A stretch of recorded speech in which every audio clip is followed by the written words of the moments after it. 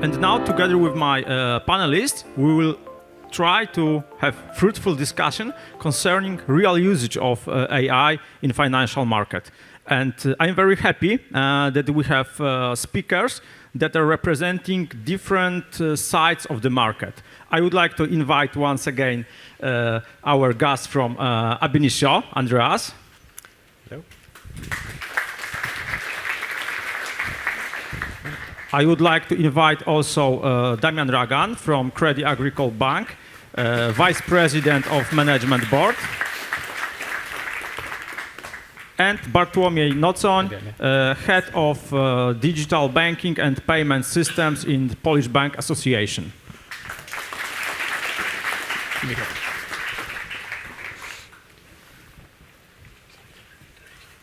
Yes. Okay, so let's start. First, I would like to ask you, because we are already on this wave of AI from some times, and financial institutions are using already AI. So my first question is about real benefits and real usage of AI solutions now. So I will volunteer for this question. In fact, I will start from the nice story, because this hype around the Gen AI created this kind of need of the kind of inventory within the organization. Hey, are we going to do AI? Where are we going to do AI? And the question was answered, we already do it for many years in so many domains of the organization. We were just not very much aware, I mean, the whole team. So to be very practical, I think I could share with you few domains of experience. First, very easy to observe from the outside, it's a front line with the customers. So it's not only us, I think it's absolutely standard in the financial sector that you have so many bots, chatbots and voice bots that are supporting customer care. And to speak about benefits, so depending on kind of strategy that the organization has and how much the organization wants to broadly use this kind of digital versus human or balance it, we speak about from 20 to even more than 50% of the traffic management. So the inbound coming customers could be served by these particular platforms. And what does it mean in case of benefits? I will share how much it counts for us. So in our case, if we were to exclude these parameters, this domain, and have real people being there in the front line, we would speaking about 30 to 50% of the more staff there. And it's not about optimizing FTEs, because banking sector is now, I think, one of the second last really demanded by people, so we don't have a problem with too many people. We have a problem with people not very much happy to work for the bank. Second is, which was maybe not very easy to see from the outside, but by colleagues from the audience who work in the banking sector know the topic, fraud detection. So recently we have implemented a newer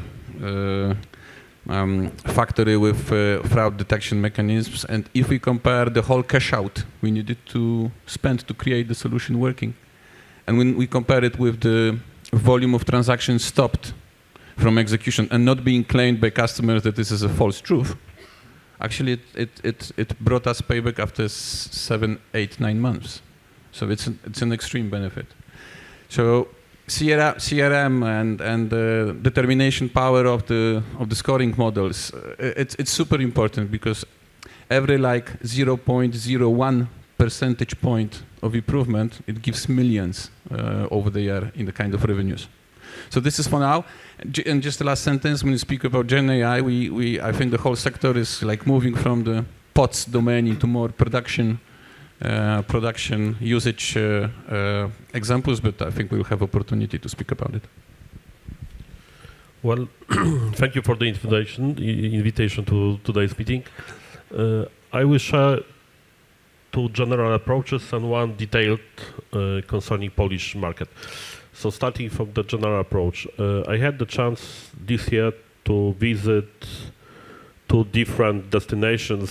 One of them was Japan, the second one was the west coast of US states, mainly San Francisco and Stanford University, with a group of bankers.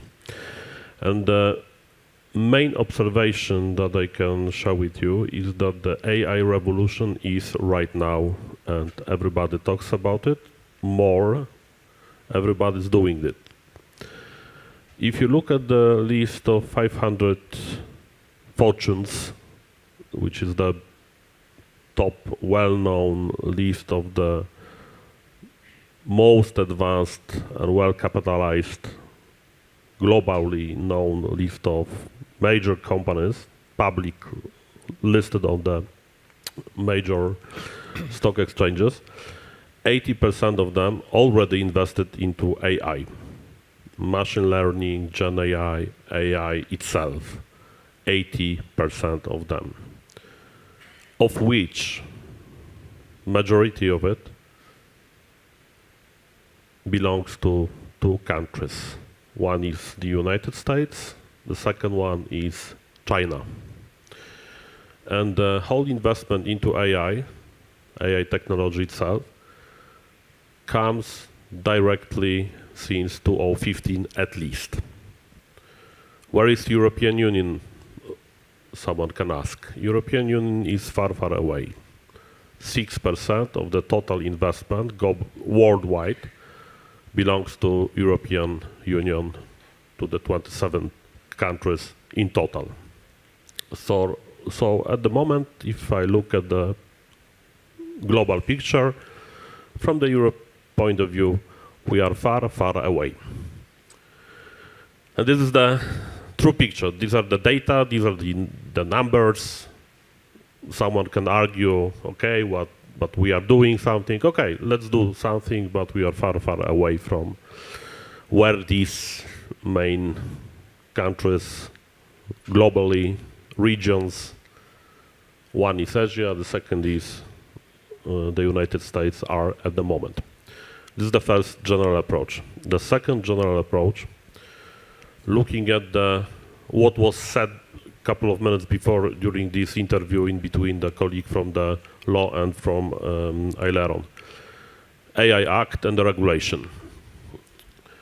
At the European level, someone can say, and we observe this as a bankers, we are highly over-regulated.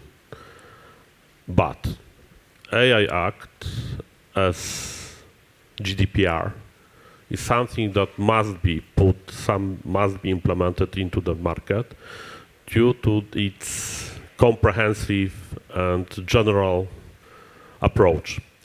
We cannot run without any regulation, and AI Act is something that is, at the moment, from the consensus point of view, already put in place since August this year, and the necessary work, additional work, must be done at the local country level. And this work already was appointed, already was asked, and the job is already run by the Ministry of Digitalization. There are several groups that are going over and running over the AI Act, but it must be implemented at the local country level itself. And the third area that I promised to give you the look where we are at the moment from the banking point of view, we have kind of a round table with the colleagues from the banking sector, mainly responsible for the projects, IT operations, but business as well. Each of them, 100% of the colleagues from the banking level, are already in the process of experimenting or implementing kind of tests in the area of Gen AI or AI itself. You asked, Michał, at which level and in which areas will be the main visible results of implementing AI technology, Gen AI technology itself. And when we talk with the colleagues from the Polish banking sector, the areas I totally agree with what Damian said a couple of minutes before. I would also raise the idea of sales support and cybersecurity at the moment. These are two very visible areas of interest at the moment from the colleagues from the banking sector here in Poland, and the works are already started. So on one hand, we have the regulation. On the second hand, we have the, let's say, the business and operational issues that must be covered thanks to AI technology. At the backstage, we have to think over about the necessary additional issues that must be put in place, must be implemented. I'm thinking over the cloud computing technology. In my opinion, we are not at the stage at the moment, from the Polish perspective, that we are super ready to start with the AI and its advantages that I could observe at that time in Japan in April this year, and at the Stanford University and the startups from Silicon Valley in July this year. Thank you. And Andreas, what is your opinion from the point of view of company delivering technology, but not only cooperating with banks, but also with other industries? Yeah, first of all, what you just said is very true. May this year, I moderated a panel discussion at a retail conference, and one of the participants said that the European Union is more the superpower of regulation, and we should maybe a bit more the superpower of innovation again, which I think is absolutely true. But if you look at the upside of that, if you look at AI maybe from the perspective of data-driven decisioning, statistics and whatever, because AI is just part of that, then the good news is that every bank and the other industry is using that for years now. So, for example, banks, they do risk management, they use statistics and pattern recognition in risk management, they do anti-money laundering, and they do all these things. So this is already, of course, very AI heavy, but nobody would talk about that because this is not producing headlines in the internal communications, right? But across the board, so many organizations, many companies outside the banking world, they started using those statistics and pattern matching and AI techniques for improving some kind of internal processes like supply chain management in retail, even stock optimization, up to the point where if you go to the supermarket and you have a fresh bakery there, then they say at what point in time, at what day, at what shop do you need what amount of bread or cake or whatever, and then they optimize the bake-off, so to say. All this is done already, and this is best practice in the industry. But what we also see is that many customers are moving more to the customer experience and the hyper-personalization type of approaches. Yes, I must admit that I see more customers doing that overseas than in the European Union. So hyper-personalization is a thing for banks. It's also a thing for telco companies. Everyone who's working in a saturated market and can differentiate themselves by better customer experience is looking into these things already. So there's a lot of things happening. Okay, what I'm very happy about that during this conversation and also the previous presentations, we are not talking only about Gen AI, because many people are forgetting about this, I would say, classical approach for AI, and there is a buzz about Gen AI, but this power is also on this classical approach to AI. Okay, may I add one comment to what Andreas said. Poland is pretty well known, at least at the financial point of view, from its innovation from the past. We are quite well skilled in finding the trends that can be monetized, and then we,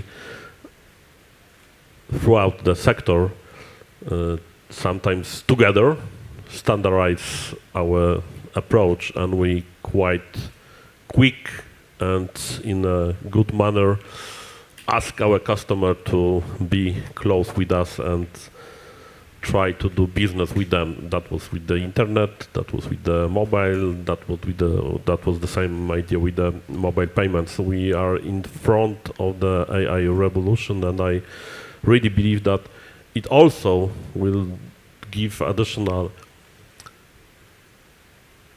energy and additional power to Polish financial sector to exploit additional innovation over. And this is one thing. The second is that we try to, as Poland, we try to start from very beginning and start from the scratch, but we also like very much to benchmark and to do the homework, as it could be said, and look throughout the world to find who is the best in the areas to be exploited then and copied someone and implemented throughout our financial sector. And it is additional chance for us to behave and to act quite quick and in a good manner that our customers can use it. And the final comment to what you said is that we gather together and on a daily basis we compete as a bankers. Each day we compete. We have to deliver. We have to deliver the results. But on the other hand, at the moment, under the umbrella of Polish Banking Association and Technologic Banking Forum, we run a working group over AI, and we at the moment have 150 colleagues working together, try to standardize, try to find the good ideas, try to share the knowledge, try to learn from each other, and get to know each other, to what to do and how to standardize, how to go through the regulation.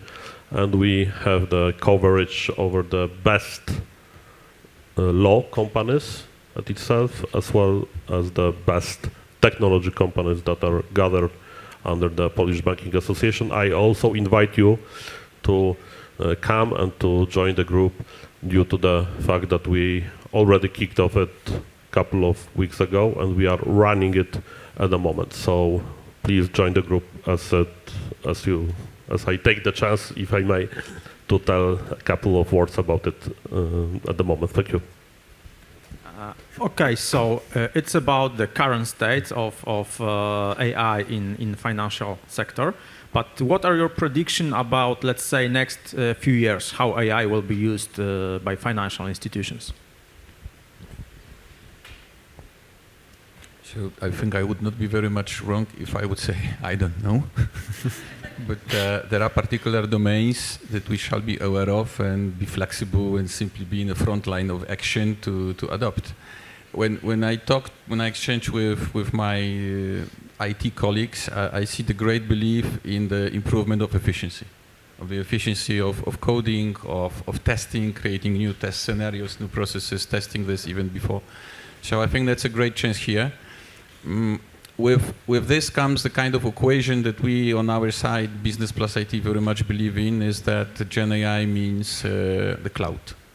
And all of these limitations that Bartek said are really in the action now.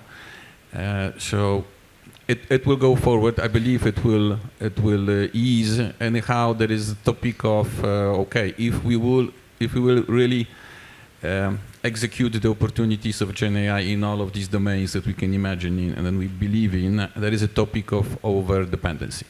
And how do we play with this? Today's ecosystem of the cloud services, it's supporting the idea. The battle between big 4 or 5, it's making this super available and the prices are really decent. But if you can recall the Szklana Pułapka, Die Hard Free, and this wyprzedaż po pożarze, I don't know, fire sale, or one moment blackout and you are lost. Dora, that was already called up sometimes here, pushes banks into this scenario of backup solutions, but it only shows that there is a topic. Yes, so we need to be aware of it. Then the cybersecurity. I personally very much believe that the Gen AI can support us in imagining, creating, not existing today, fraudulent schemes, so we can be aware of them and be then create some immunity. But it can also create some schemes that I would not be aware about, and then I'm lost. And mostly our customers can be lost because the phishing capacities with the fake voice, fake text, fake visual can be deep. Yes. And the last part, so I leave the floor to my colleagues, is that the topic is not to miss the chance and properly organize yourself within. So there is this kind of vector, the power from the topic of the democratization of the idea, which I super believe in. Yes, to give a power to the people, but there is also the vector, the direction that goes the other way around, and I also appreciate the other one, which says, hey, hold on, hold on. So how properly put the balance within your organization to have really empowerment in teams, and also the kind of watchtower that takes care about the library of your providers, the library of your business cases, the compliancy topics, the legal topics. So you really are aware of what you're doing. You were speaking about it, so and a colleague before was speaking about it, so it's great. I think this is a kind of challenge that at least I see in front of us. Yeah, we're still speaking about AI in terms of a hype, right? And this, the result of that is that we overestimate the short-term achievements and we underestimate the mid-term achievements. So I can't predict anything specific, but what I'm really sure about is that we're talking about a new baseline technology. And in 5 years from now, we can't think about banking processes or other industries without AI processes, just as we can't imagine a world without smartphones anymore. So that will be quite the same. But I think the way it changes the way banks or other organizations need to work is they need to have a different perspective on their data. So up to now, they treated data, banks most for the regulatory part, very, very carefully, but they did data quality maybe more from a technical perspective. The point here is that I think every business needs to think about the data they produce in terms of a data product, a product on its own right. So what I am producing here as data can be used in an internal marketplace to create a lot of value. And this kind of mindset shift is really important. And I think we're going to see that in the next years as the maturity level rises. Together we are hosting the colleagues from Forrester. In August 2023, there was a meeting at the Forrester headquarters, and the head of Forrester said something that he said never before. Mainly, we are in the front of the huge IT revolution, which is Gen AI. You have to go to your customers, tell them, stop what you do at the moment, start doing Gen AI or AI itself. This was the first time in the history of Forrester.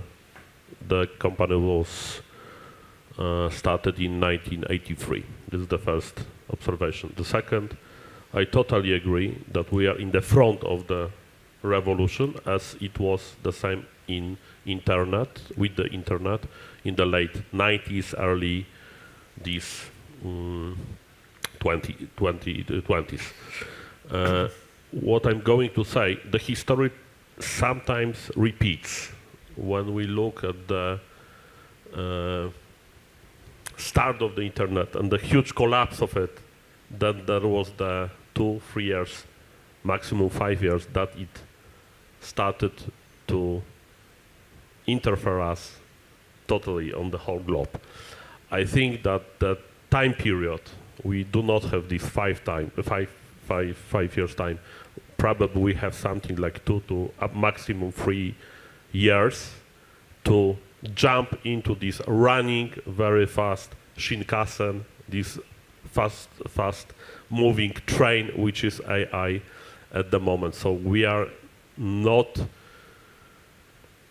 ready to waste our time, and we shall not waste it. And it also, I take it personally to myself, but I was really thinking what to say by the end of this panel discussion. So I really, truly invite you to jump into this running train, because there is no much time left at the moment when you look also at the other industries. The other industries are in that train at the moment.